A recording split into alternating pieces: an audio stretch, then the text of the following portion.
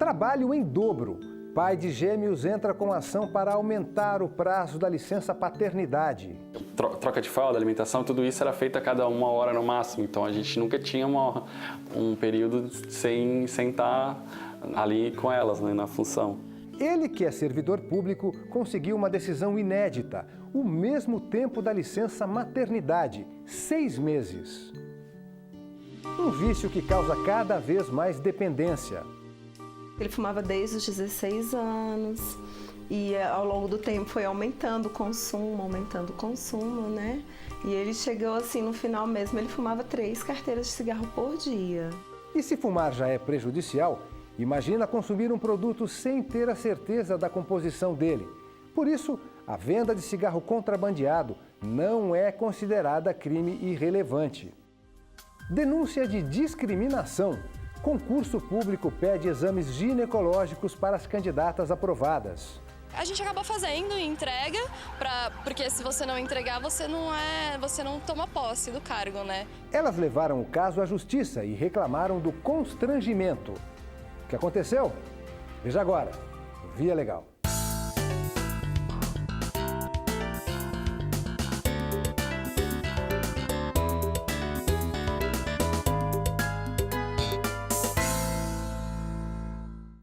Cinco dias. Esse é o tempo de licença paternidade que tem direito um trabalhador assim que nasce o filho. Se for servidor público, esse prazo sobe para 20 dias. Mas e se ele tiver gêmeos? Os gastos e o trabalho para cuidar das crianças dobram. Só que o período de licença não muda. No sul do país, um servidor público achou o prazo muito curto e decidiu entrar na justiça. Ele pediu para ter o mesmo direito da licença maternidade, que é de 6 meses, e conseguiu uma decisão inédita. Pai de primeira viagem e ainda por cima de gêmeas.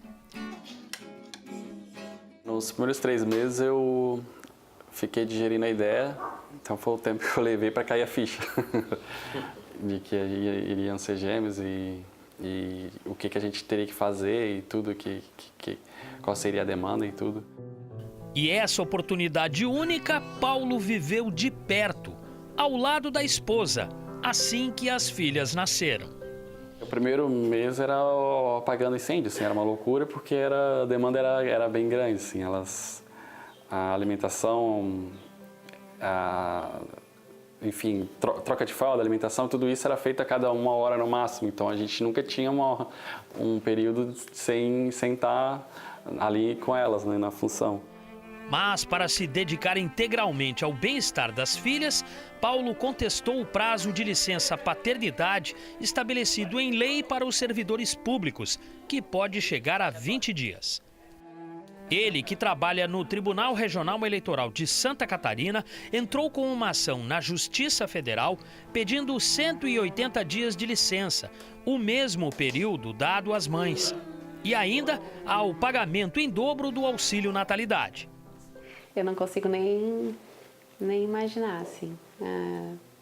Não há quem substitua o pai. Eu poderia, talvez, ter pedido ajuda para um familiar, para contratar um funcionário, mas não ia substituir o papel do pai.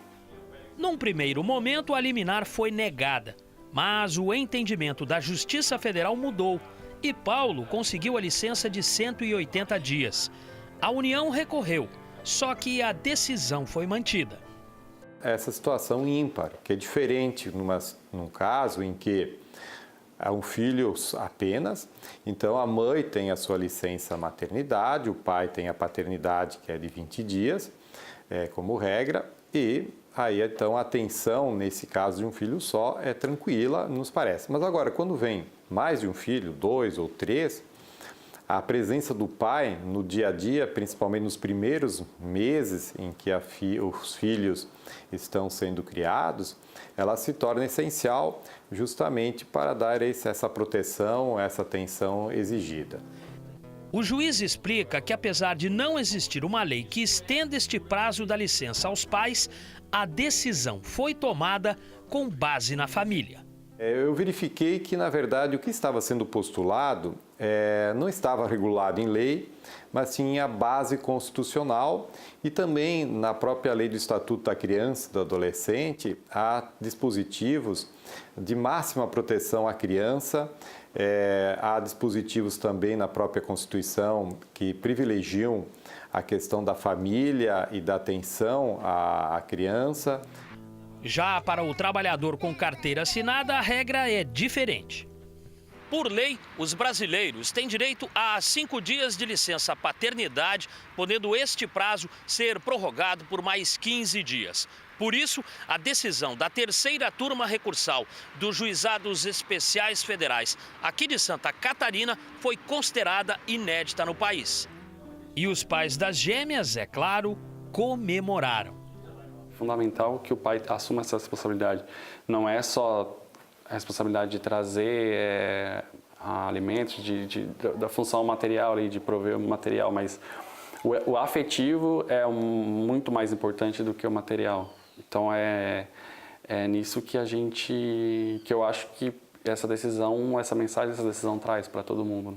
Fica a importância do papel do pai, a qual eu já tinha estudado na faculdade, visto muito na teoria, e hoje na prática eu confirmo que sem o pai o ser humano ele não é integralmente formado.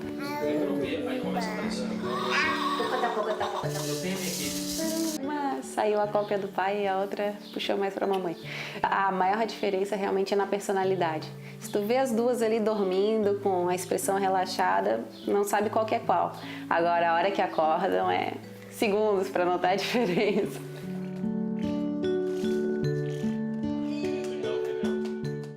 Ladrão de galinha. A expressão remete a uma pessoa que cometeu um crime considerado irrelevante. Se enquadra no chamado princípio da insignificância ou crime de bagatela, que não prejudica a sociedade. E tem gente que tenta se aproveitar disso. Um homem denunciado por vender cigarros ilegais trazidos do Paraguai tentou usar esse princípio para escapar da pena por contrabando. Veja o que aconteceu na reportagem de Roberta Nunes. Ele não, como dizer assim, não gostava de ir na casa das pessoas, mas ele era muito receptivo, conversava, né?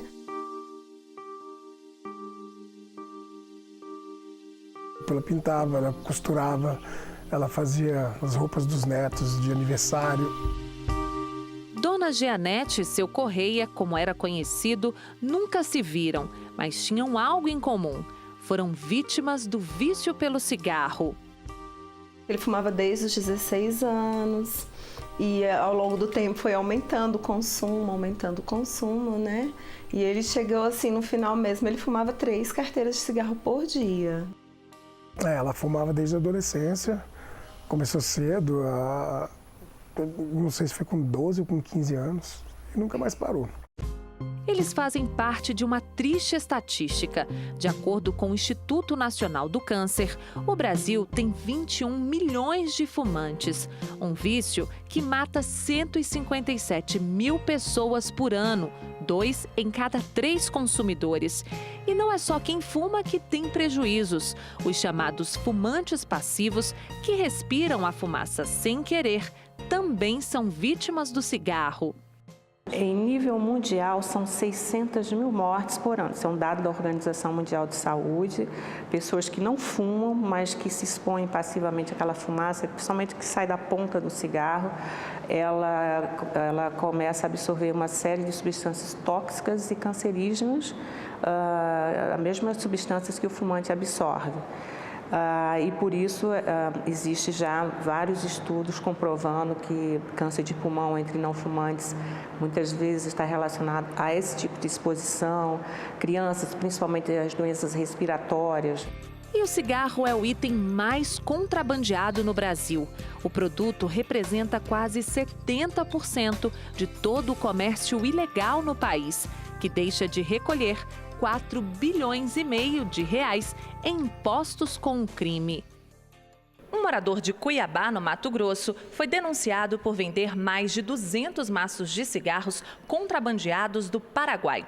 Em primeira instância, ele foi absolvido na Justiça Federal do Estado pela prática de descaminho, com base no princípio da insignificância, quando um crime é considerado irrelevante porque não causa prejuízo à sociedade. Mas o Ministério Público não concordou com a decisão e recorreu ao Tribunal Regional da Primeira Região. A desembargadora federal, Mônica Cifuentes, entendeu que ficou comprovado o crime de contrabando. Nesse caso, se cuidou de importação de cigarros. O cigarro, ele é uma mercadoria cuja importação é proibida. Então, é classificado como contrabando, não como descaminho. Porque no descaminho, o que acontece? A pessoa não paga o tributo, então só nega o tributo. Por isso, é possível aplicar o princípio da insignificância. De acordo com a decisão, o crime de contrabando afeta diretamente a saúde pública do país. Este médico oncologista explica que a prevenção é importante para diminuir o consumo do cigarro. Educar as crianças para que isso, mostrando que o tabagismo gera uma dependência química e gera um aumento de doenças, né, é importante para que eles não adquiram hábito. Então, pais com filhos em idade escolar tem esse desafio, né, de educar. Então, uma vez que esse eu acho que é o principal desafio, que as pessoas não adquiram hábito, né, a chamada prevenção primária. Um hábito que poderia ter sido interrompido e mudado a história da mãe de Sérgio. E isso foi um grande exemplo para mim, para eu cuidar da minha saúde, porque minha mãe tinha dinheiro para viajar o mundo inteiro, para fazer o que ela quisesse e ela não saía da sala da casa dela.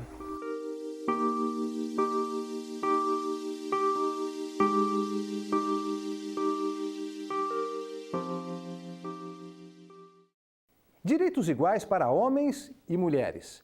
Na prática, a discriminação por gênero vem diminuindo, mas ainda não acabou totalmente em pleno século XXI. Um concurso público para homem, por exemplo, não pede exame de próstata para o candidato, mas para mulheres, alguns exigem o Papa Nicolau. Essa discriminação foi parar nos tribunais. Salas de aula cheias e candidatos atentos. Se você pressionar F5, inicia a partir do primeiro. Diante da crise no mercado de trabalho, a concorrência nos concursos públicos cresce a cada ano. Só em 2016, pelo menos 10 milhões de pessoas fizeram provas em todo o país. Mas ir bem na teoria não é garantia para conquistar a tão sonhada vaga.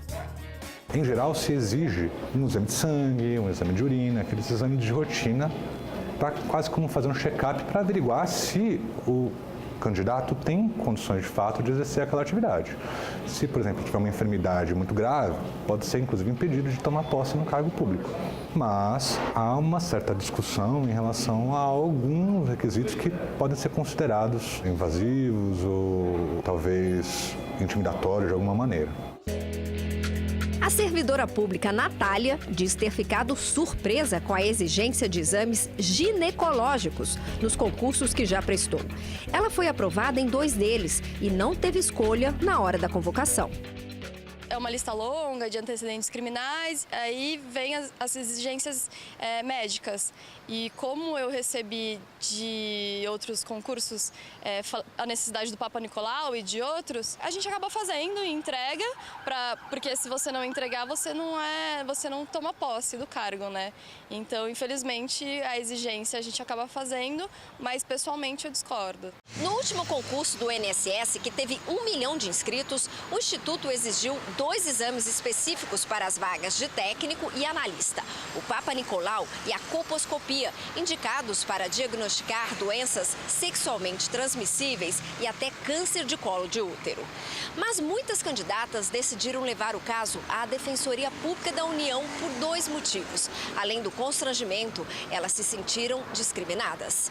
É uma exigência absolutamente desproporcional, porque, primeiro, ela fere a isonomia entre homens e mulheres, porque para os homens a exigência era apenas de que homens com mais de 40 anos teriam que apresentar um exame de sangue que concluísse pela inexistência de neoplasia. Né? Então não precisariam se submeter a um exame de próstata. Enquanto que as mulheres de qualquer idade, independentemente da idade, teriam que se submeter aos exames de colposcopia e citologia oncótica, o Papa Nicolau. A Defensoria entrou com uma ação civil na Justiça Federal pedindo a suspensão da exigência dos exames. A primeira instância negou o pedido, mas o Tribunal Regional Federal da Terceira Região reverteu a decisão. Se essa medida tivesse um caráter de proteção de política pública de saúde, ela mereceria ser aplaudida, mas ela não pode ser usada como um óbice para a candidata tomar posse num cargo público, mais especificamente nesse concurso que foi promovido pelo INSS. Nós achamos, então, que essa solicitação indiscriminada, ela fere princípios constitucionais como da isonomia, fere o princípio da razoabilidade e fere o princípio da dignidade humana, porque faz uma generalização, né?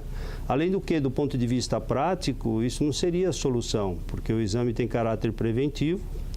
Obviamente, uma vez detectado qualquer tipo de problema, poderia haver um tratamento e nada impediria o exercício do cargo. A Advocacia Geral da União informou que recorreu da decisão. Mesmo assim, o INSS adiantou em nota que já excluiu o Papa Nicolau e a colposcopia da lista de exames admissionais solicitados às candidatas que forem nomeadas. As mulheres não podem ser desproporcionalmente submetidas a exames desnecessários, invasivos, como condição de exercício do cargo público, que nem vai afetar nas habilidades, na aptidão necessária ao exercício do cargo público. Então, é um importante precedente para afirmar a necessidade de tratamento isonômico entre homens e mulheres, candidatas e candidatos aprovados no cargo público, tornando a nossa sociedade mais justa e mais igualitária sob a perspectiva de gênero e de sexo biológico também. Não é de hoje que concursos públicos desqualificam candidatos por condições que vão desde a proibição de uma tatuagem a testes de virgindade. Para o presidente da Comissão de Fiscalização de Concursos, ligada à OAB, se as regras forem abusivas, é importante denunciar. Qualquer normalidade nós recebemos um impulso do candidato e, por meio desse impulso, é iniciado um processo dentro da própria ordem, não é isso? Nós deliberamos e vemos a viabilidade oficial ou não o órgão, se porventura for o caso, até tentar judicializar a questão, se nós não conseguimos pelos meios administrativos. Se a pessoa já passou por todos os testes que a gente tem, o psicológico tem, para certas funções, tem até teste de resistência, eu acho que o Papa Nicolau é uma coisa, na minha opinião, muito íntima, né? Pedir um exame que não é correlato, que não vai ter nenhum tipo de interferência, eu acho que você está limitando o candidato a prestar a função.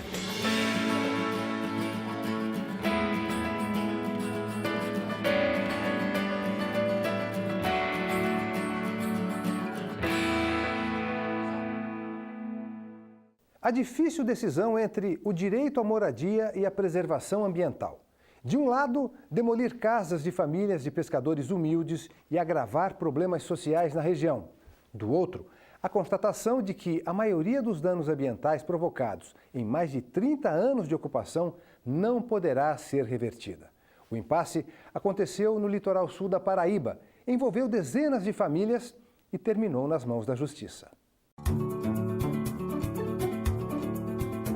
Pitimbu fica a 70 quilômetros de João Pessoa e possui a maior orla da Paraíba. São 27 quilômetros de praias com belezas naturais e cenários paradisíacos. Uma das mais famosas é a Praia de Acaú.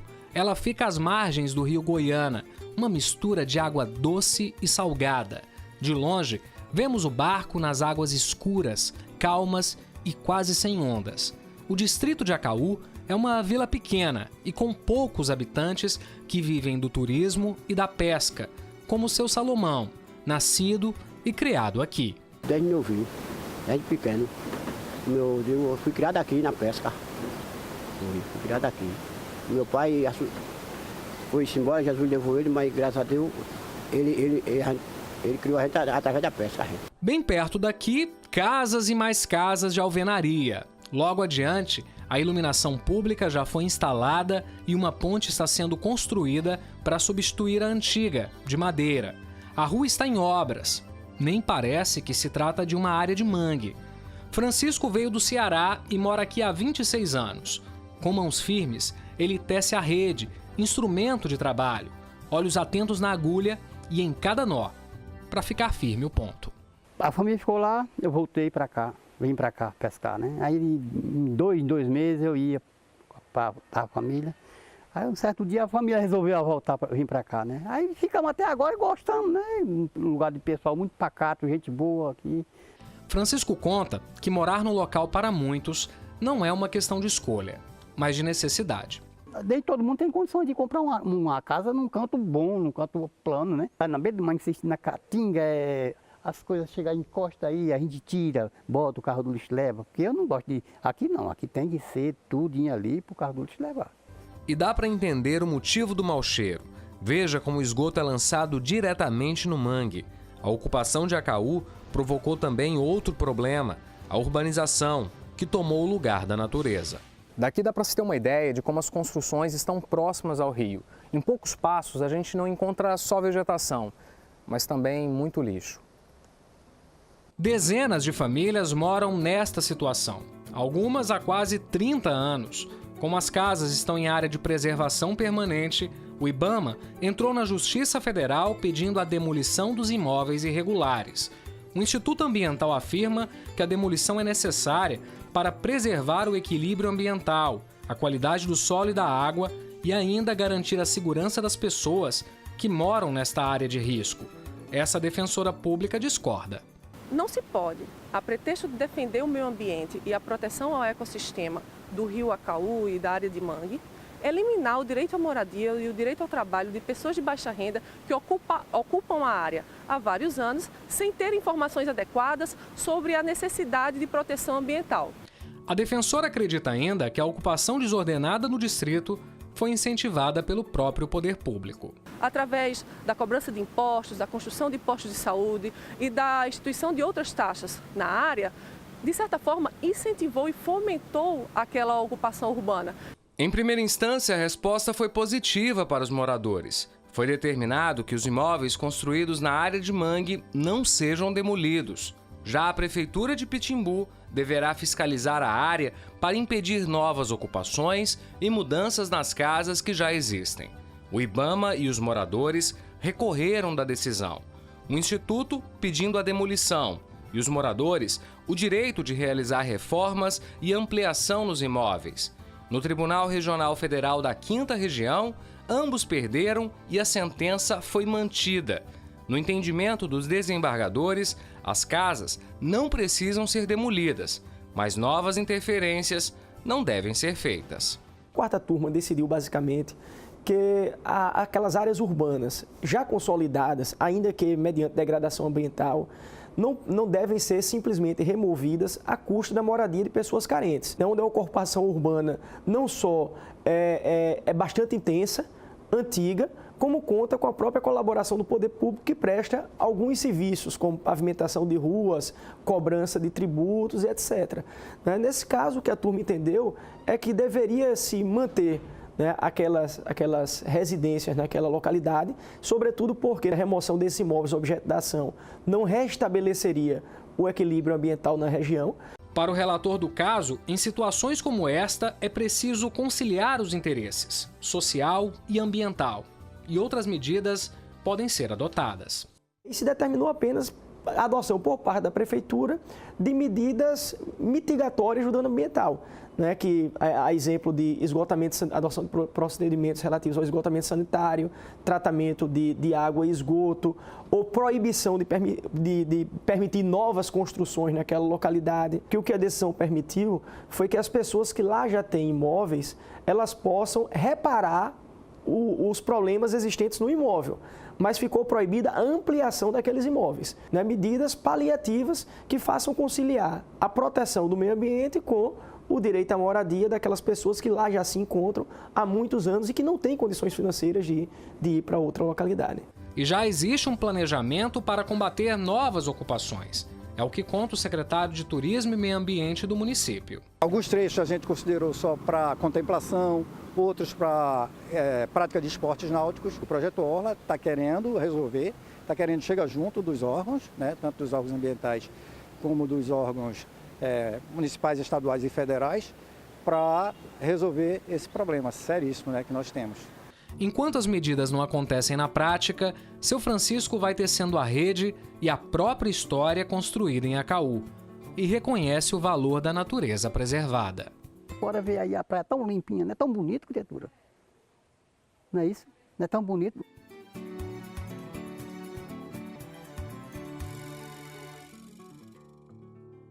É isso, o Via Legal fica por aqui. A gente volta na semana que vem com outras decisões da Justiça Federal. Gostou de uma matéria? Quer assistir de novo? Acesse as nossas redes sociais.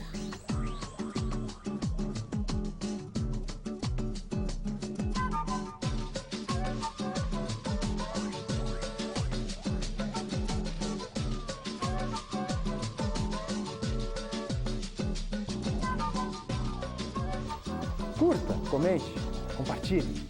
Tchau!